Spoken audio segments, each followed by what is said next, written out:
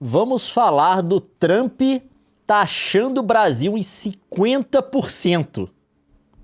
Ó, eu não sabia quando ia acontecer. Eu sabia que ia acontecer. Porque quando o Trump fez aquele dia da liberação dele, coisa do tipo, que ele anunciou taxação num monte de gente, o Brasil ficou só com 10%. Por quê? Porque eles usaram um cálculo bizarro para poder determinar quanto que cada país deveria ser taxado.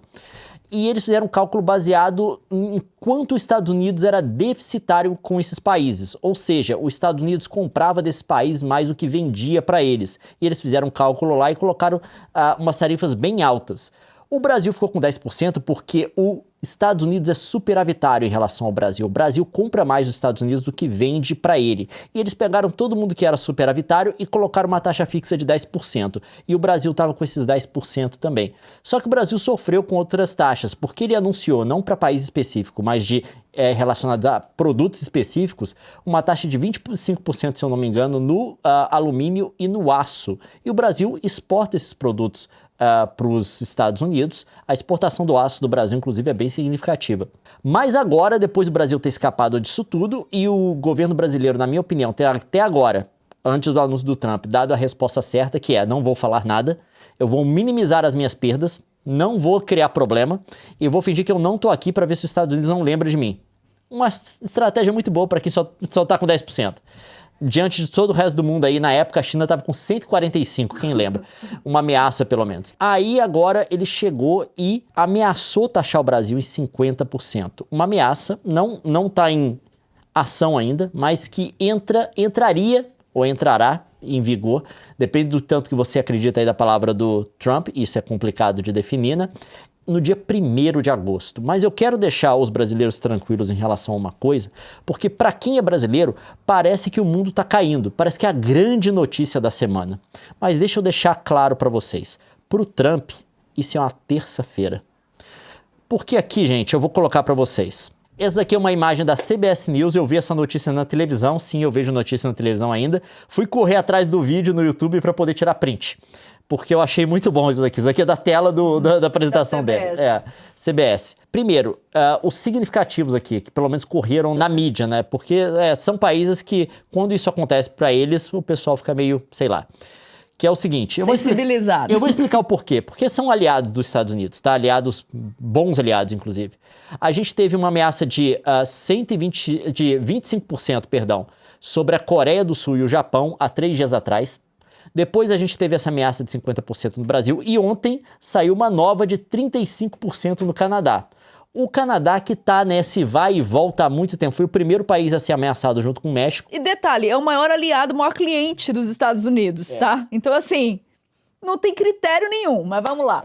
E por isso também que Coreia e Japão viram notícia, porque são grandes aliados dos Estados Unidos, inclusive em questões militares. O Canadá também. E todos esses outros países aqui, tá? Todos você conseguir identificar, todos ali. Eu não sei o que Moldova ou o que Brunei fizeram, mas eles estão na lista também. Tá? Eles existiram, né? Eles existem. Eles estão na lista também. A Moldova é a Moldávia. Sri Lanka, meus amigos. Mas enfim. Então eu quero que vocês coloquem isso mais sob perspectiva, e quando parecer que, tipo assim, parece que os Estados Unidos está fazendo um ataque direto ao Brasil, o Brasil virou o novo grande inimigo dos Estados Unidos, lembra que não. Logo depois do Brasil, o Canadá estava de novo na roda com outra ameaça. Então isso assim, isso está acontecendo há muito tempo. Só que para o brasileiro, em termos de ser um país que está sendo alvo dessa tarifa muito grande, muito alta, porque da última vez ele deu os 10% que ele deu para todos que são superavitários, com os quais os Estados Unidos é superavitário. Para quem está vendo isso, parece que de fato um ataque, é uma guerra comercial. Os Estados Unidos está vindo contra a gente. Relaxa um pouco, isso pro Trump é uma terça-feira. Eu acho que a gente ia ficar magoado se ele não lembrasse da gente, entendeu? Tipo assim, como não tá falando da gente? Mas claro que, tipo assim, isso não é brincadeira, porque para um país, pro Canadá teve consequências, mesmo ele indo e voltando, tá? O que acontece aqui nos Estados Unidos é que estão, no mundo inteiro agora, na América do Norte estão usando esses termos em outros países também. Eles estão usando um termo chamado de TACO, que é Trump Always Chickens Out. Que é o Trump sempre arrega, que o Trump ameaça essas tarifas e depois ele comunica um adiamento por determinado tempo. das tarifas. Ele anuncia e depois comunica o adiamento. Ele tá mais ou menos desse jeito, tá?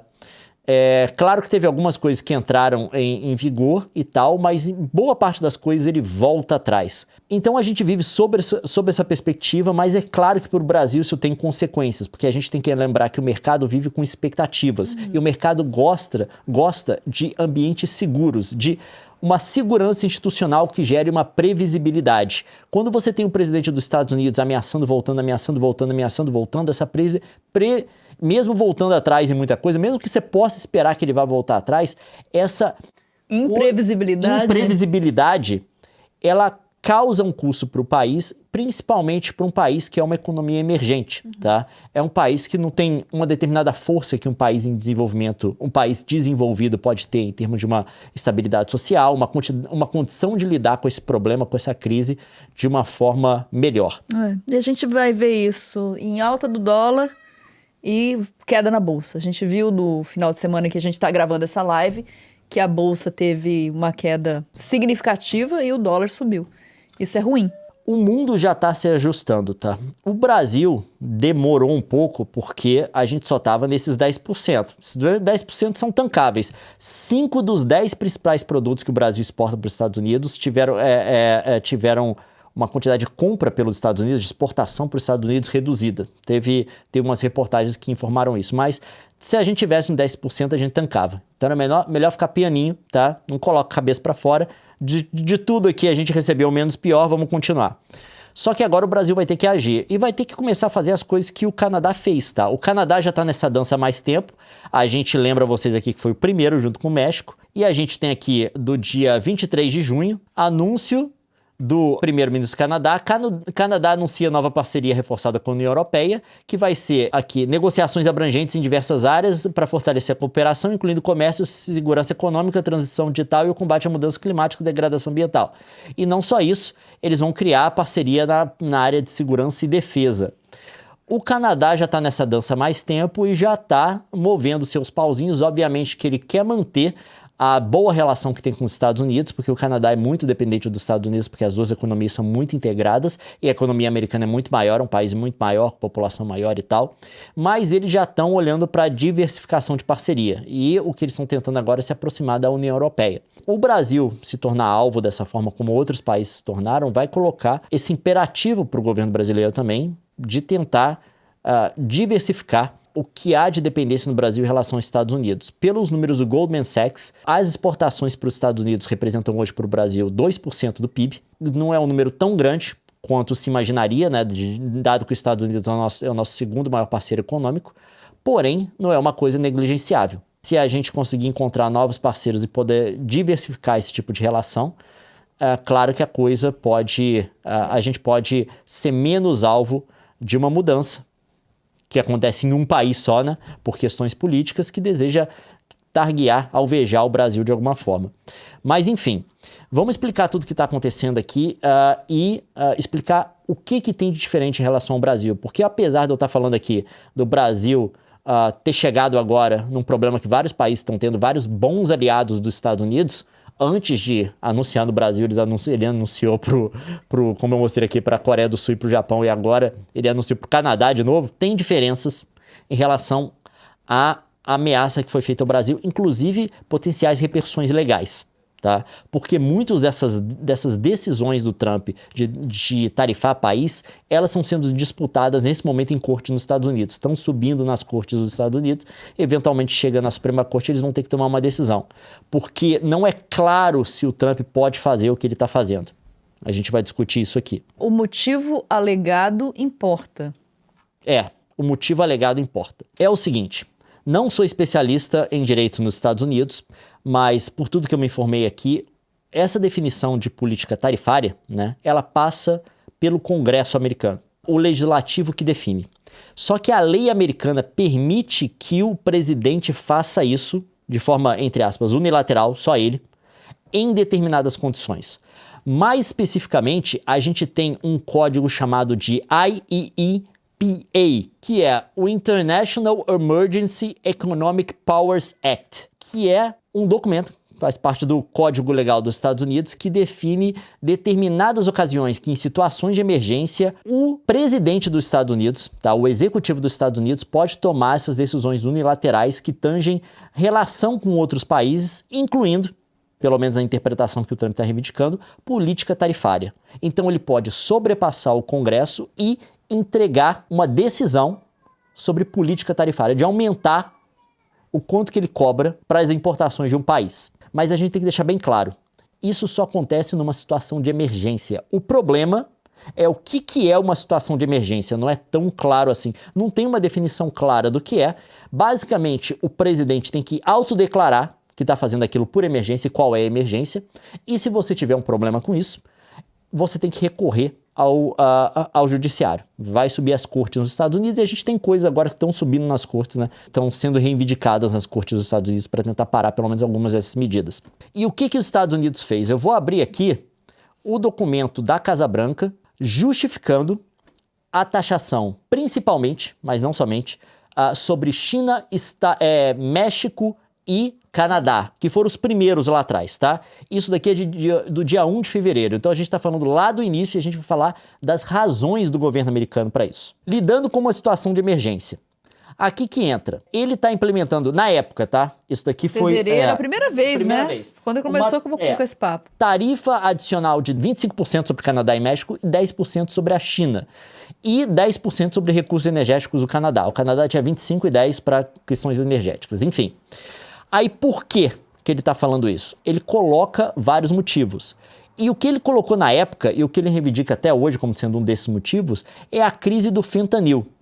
Porque estaria entrando o fentanil, que é uma crise de drogas nos Estados Unidos. É assim que o governo está definindo. A China tem algum papel nisso também, tem todo o argumento aqui. Esse é argumento deles, tá, gente? A gente não está endossando não, pelo amor de Deus. O fentanil, que seria uma crise nos Estados Unidos, de uso de drogas, estaria entrando pela fronteira do México dos Estados Unidos e isso justificaria as tarifas. Mas aí, posso falar, foi feita uma checagem de números e de fatos e isso não se comprova na realidade. É puro pretexto. Principalmente em relação ao Canadá, eu vi um número na época que o fentanil que cruzava a fronteira do Canadá para os Estados Unidos era menos de 1% do que era consumido nos Estados Unidos. Enquanto o caminho oposto dos Estados Unidos para o Canadá é avassalador. Se eu não me engano, na época eu vi, eram 12 base points, pontos base, né? Que é 0,12%. Obviamente que isso não é uma crise, pelo menos não em relação ao Canadá. Não justificaria. Mas ele está colocando por quê?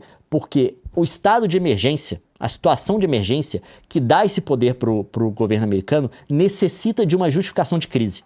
Uma justificativa, um pretexto. Um pretexto. E esse é o pretexto que ele entregou na época para o Canadá. Em cima desse do fentanil, ele também está usando o argumento da migração. Mas claro que isso é uma coisa que tange mais o México, no caso, que é a fronteira que é mais problemática para isso. Não que não tenha migração vindo do Canadá, tá? Ilegal nos Estados Unidos, mas obviamente os números comparados com o México não são nada. E aqui a gente tem também, tá dentro desse documento aqui falando do Canadá e do México em principal, mas a gente tem aqui a justificativa também para os outros países que ele usou até agora, que é o seguinte: embora o comércio represente 67% do PIB do Canadá, 73% do México e 37% do PIB da China, ele representa apenas 27% do PIB dos Estados Unidos. 24%, perdão. No entanto, em 2023, o déficit comercial dos Estados Unidos em bens foi o maior do mundo, ultrapassando 1 trilhão. As tarifas são poderosas e comprovada a fonte de alavancagem para proteger o interesse nacional. Eu vou pegar só esse documento aqui, mas você pode procurar outros também em relação a essa questão, que aqui entra por que taxar os outros agora. Obviamente porque o problema do fentanil não é o problema da União Europeia. A União Europeia não está exportando isso para os Estados Unidos. Obviamente também não é um problema de Taiwan, da Coreia do Sul, do Japão, do Brasil. Do Brasil a gente vai entrar depois. Mas para esses outros países, a justificativa que ele deu é essa, que esses países têm uma relação com os Estados Unidos superavitária para eles, né, e deficitária para os Estados Unidos. Ter uma relação deficitária com alguém, nessa justificativa, é uma crise. Segundo ele, na cabeça dele, não estamos dizendo que isso é fato. É um motivo de emergência. Obviamente que isso é uma bobagem, porque ter uma relação deficitária com alguém não é necessariamente algo negativo, porque você está pagando por algo que você está levando. Eu já dei o exemplo aqui antes. É a mesma coisa eu falar que eu tenho uma relação deficitária com o supermercado onde eu compro as coisas, né? O Loblaws aí tá me devendo, porque eu sempre comprei coisa dele e nunca comprou nada de mim. A relação deficitária é absurda, tá? Tá explorando a gente. Isso é uma crise. Não, você tá pagando, você tá levando algo que você quer. Não fez um sentido lógico, entendeu? É como se todo mundo estivesse louco e acatando um argumento que não tem pé nem cabeça. Então, assim, a gente construiu aqui todo o problema. E agora, por que o do Brasil é diferente? Porque o do Brasil não se encaixa em nenhuma dessas justificativas. Primeiro, não se encaixa numa crise migratória, que é uma coisa que ele levantou também, que a gente passou aqui, mencionei aqui en passant, mas é outra questão. Não se encaixa numa crise de fentanil, e não se encaixa também numa crise de relação deficitária comercial. Embora ele tenha apontado isso na carta dele. Ele apontou também, um dos argumentos. O Brasil, os Estados Unidos têm uma relação superavitária com o Brasil. O Brasil compra mais dos Estados Unidos do que vende para os Estados Unidos. O Brasil, pela lógica do Trump de taxar todos esses países, o Brasil está exatamente na posição que ele queria que todos os outros países que estão sendo taxados estivessem. Que é o quê? Uma relação superavitária para os Estados Unidos. Ou seja, que os Estados Unidos esteja vendendo para eles mais do que está comprando. Por essa lógica, quem tinha que taxar os Estados Unidos era o Brasil. Né? Não repare, por favor, na resolução, não consegui uma resolução maior. Mas essa foi a carta. Eu quero que você dê uma olhada nela, porque tem uma diferença dela em relação a que foi mandada para outros países. Porque todos esses países que estão aqui no dia 1º de agosto, até onde eu sei, se não todos, pelo menos a maioria, receberam a mesma carta ameaçando tarifa. Todos aqueles países. A Coreia do Sul, o Japão e tal. Porém, a carta deles foi meio copiar e colar. Só mudando o nome, sabe? Só mudando as coisas específicas. Do Brasil, teve uma carta própria. Começando. Caro senhor presidente, isso daqui foi postado no Truth Social, tá? É como a gente tá fazendo diplomacia agora, não foi mandada para... Não foi mandada... pro Itamaraty.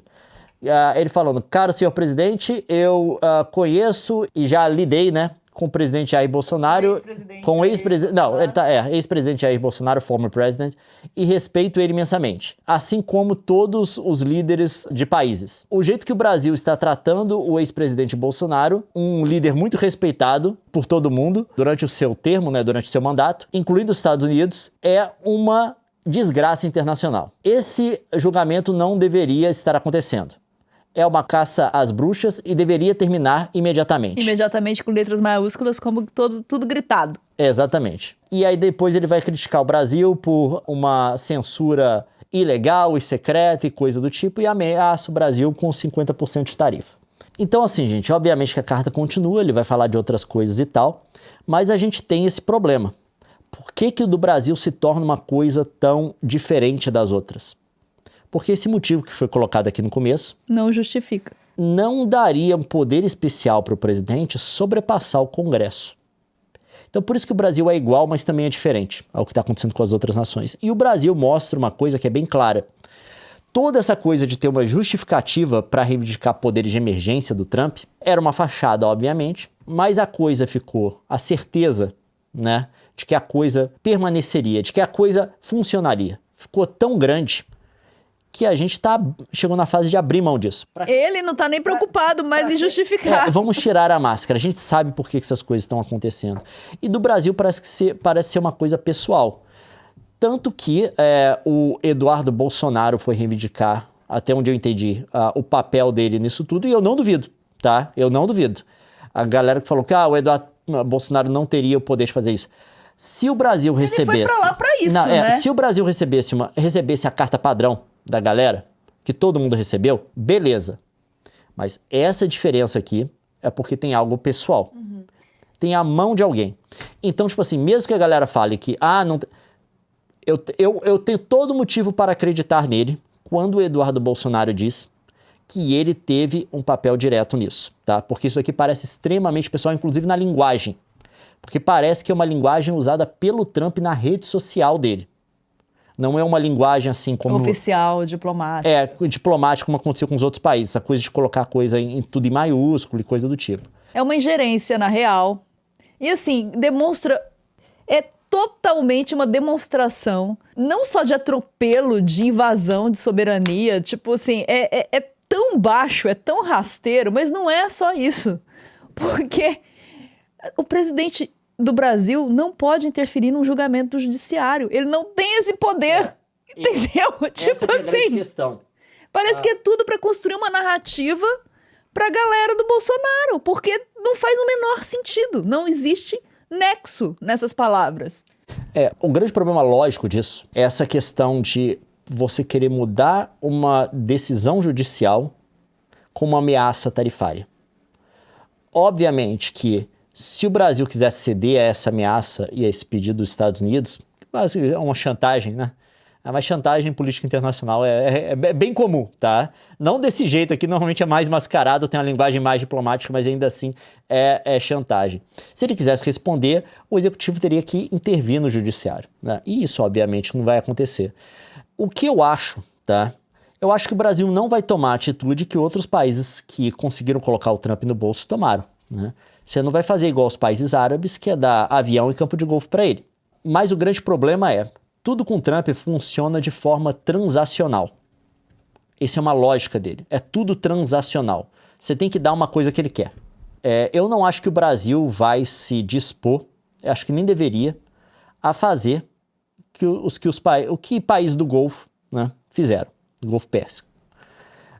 Eu sinceramente não acho. Porém, eu acho que se o Brasil conseguir gerir essa crise de forma competente, como o Canadá tem feito, tá? Cozinhando o Trump no banho-maria, indo e voltando nas coisas, o Canadá tem se livrado de muita coisa muita da ameaça do Trump meio que caiu por terra, e eu acho que muito desse taco, né, que é o Trump always chickens out, do Trump sempre arrega, né, que eles estão falando aqui na América do Norte, que essa coisa dele ameaçar depois voltar atrás, aconteceu muito por conta das decisões dele em relação ao Canadá, porque o que o Canadá já teve de ameaça de não sei quantos mil% de tarifa depois do Trump voltando, a gente tem que começar, se você tivesse $1 para isso, você ia poder comprar uma pizza, né? Provavelmente nesse momento já.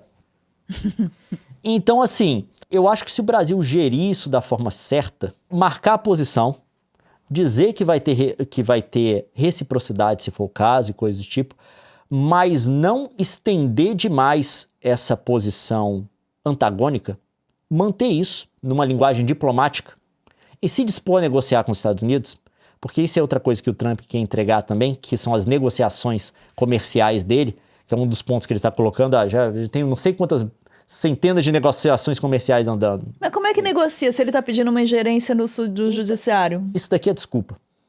Então, mas o que você entrega para ele? O que ele está querendo? Então, é o que o Reino Unido fez. Ele chamou a imprensa para anunciar um acordo comercial com o Reino Unido. Esse acordo não tem absolutamente nada de relevante. Não muda nada, basicamente. Só que ele reporta na mídia como uma vitória. O Canadá anunciou agora, fez uma ameaça de retaliação. Logo, para não interromper as negociações com os Estados Unidos, ele voltou atrás, quando a notícia subiu.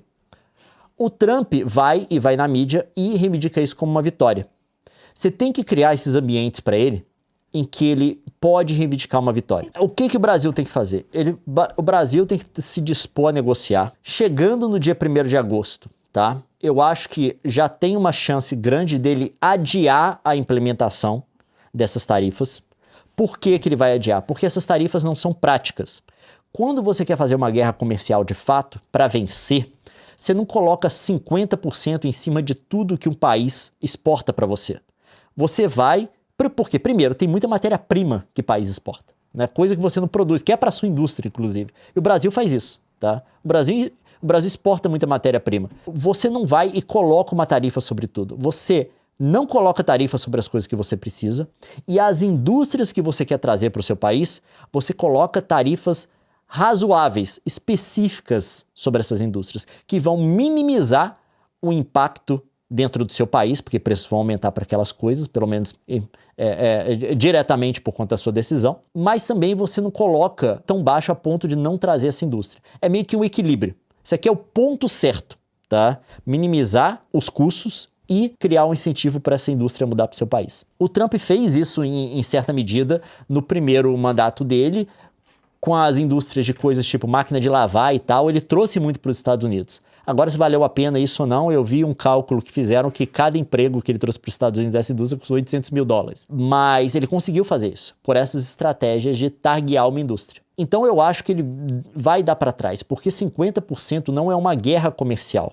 50% inviabiliza basicamente o comércio. O lance, a nossa esperança é a galera lá dele começar a chiar, porque se não tiver impacto lá, ele não vai mudar. O negócio com o Canadá que ele deu para trás... Mas o Canadá a parte é o maior deixa eu falar. A parte do fentanil não tinha nada de nada. Senta com ele, oferece um pacote de liberalização, pega umas coisas que vão ser boas para o Brasil, dá umas coisas que vão ser boas para eles, pega umas indústrias chaves que talvez estejam interessadas em exportar para o Brasil, que possam fazer uma pressão no executivo nos Estados Unidos, que possa falar, beleza, a gente quer isso, e vai lá, igual fizeram com o Reino Unido, senta na Casa Branca e anuncia mais um acordo econômico. Olha como é que o Trump é um bom negociador. Mas o grande problema disso tudo é como a recepção disso está sendo no Brasil. Tem gente celebrando esse tipo de coisa. E eu vou deixar uma coisa bem clara, principalmente para quem discorda do Lula, para quem discorda do STF. Isso daqui não vai custar nada para nenhum deles.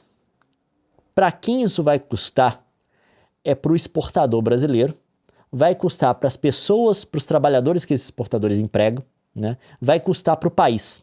Isso não tem como ser celebrado no Brasil. Não tem.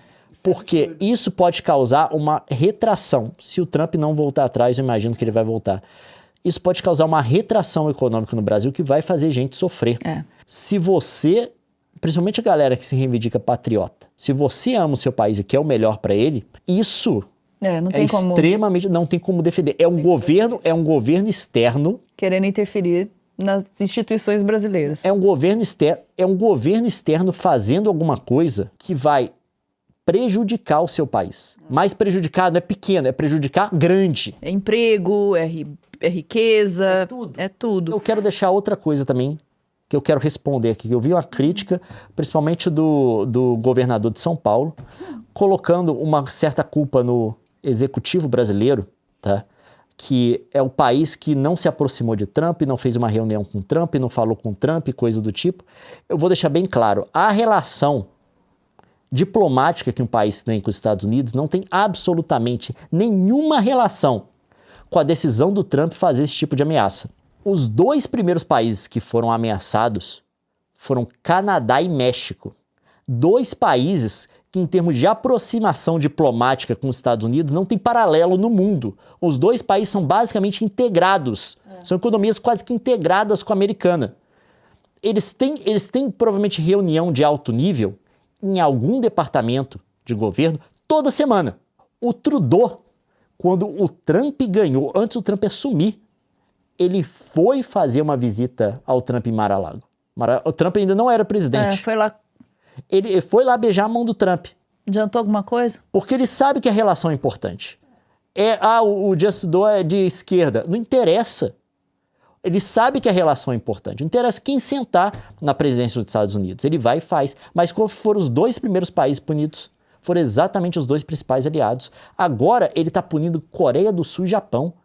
Coreia do Sul, eles têm exercício militar junto todo ano. O Japão agora está participando da construção com os Estados Unidos, da formação com os Estados Unidos, da corrente que eles estão fazendo no Pacífico para conter a China, que vai lá do Japão, envolve de Japão a Austrália, passando por Filipinas e tal. O Trump não tem lealdade com ninguém, gente, nem a ele mesmo. Ele descumpre os compromissos que ele faz com ele mesmo. Exato. Ele ameaçou Canadá e Estados Unidos durante o primeiro mandato dele, eles terem renegociado o NAFTA, né? Virou o CUSMA. É um nome horrível desse. Que foi o novo acordo comercial da América do Norte, que o Trump falou que era o melhor acordo do mundo e coisa do tipo. Ele chega no início do mandato dele e já fala, esquece. Nós vamos taxar vocês. Então, assim, a proximidade diplomática com a Casa Branca, tá? Com o governo dos Estados Unidos, não tem de jeito nenhum uma relação direta com a sua chance de ser ameaçado de tarifa. Parece que, por conta do México e do Canadá seria o primeiro, que tem uma relação inversa. E sem contar que a relação Brasil e Estados Unidos é uma relação histórica boa, de 200 anos de parceria. Tipo assim, não tem o que dizer. É porque a galera meio que confunde você ter uma relação diplomática com ser subserviente. Então, qualquer coisa que seja mais digna, aí vira, é anti-americano. Não, gente, é soberania do país, sabe? A questão é, a gente tá num processo agora, né, de relação comercial com os Estados Unidos, que quase todos os países do mundo estão tendo que lidar com isso, tá, gente? Que é extremamente complicado, que é imprevisível. Pro Brasil está sendo complicado agora porque a gente foi colocado na roda agora. Só que vai perguntar pro Canadá, que tá lidando com isso desde fevereiro, tá? Então, assim, gente, vamos deixar bem claro. O Brasil precisa ser esperto nessa negociação. O comércio dos Estados Unidos com o Brasil não é irrelevante. Nem pra eles, nem pra nós. Nem para eles, porque apesar de ser uma pequena parte do comércio exterior dos Estados Unidos, você tem setores que têm capacidade de lobby, que ganham muito dinheiro com o Brasil.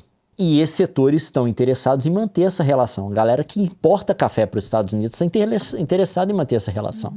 Né? A galera que importa aço para os Estados Unidos está interessada em manter essa relação. A galera que importa jato regional também está interessada. Eu achei isso bem interessante da estratégia do governo de chamar o empresariado brasileiro para compor uma gestão de crise, né? Que foi a atitude do governo. O governo não vai decidir o que fazer sozinho. Eu achei isso muito bom.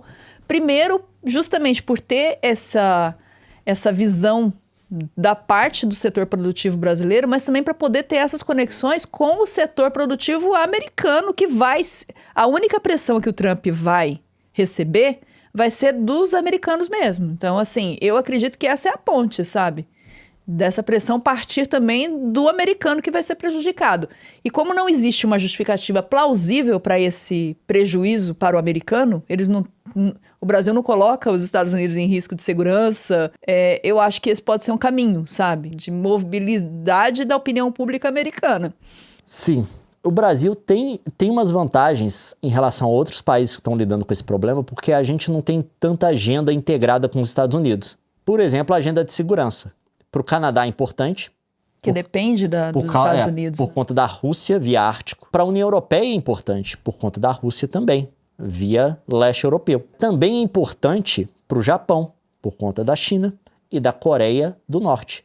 É muito importante para a Coreia do Sul por conta da Coreia do Norte. Então, os Estados Unidos têm instrumentos a mais de negociação. É importante para Taiwan, por conta da China continental. O Brasil não tem uma ameaça nesse sentido aqui, que cria uma dependência dos Estados Unidos na defesa nacional do Brasil.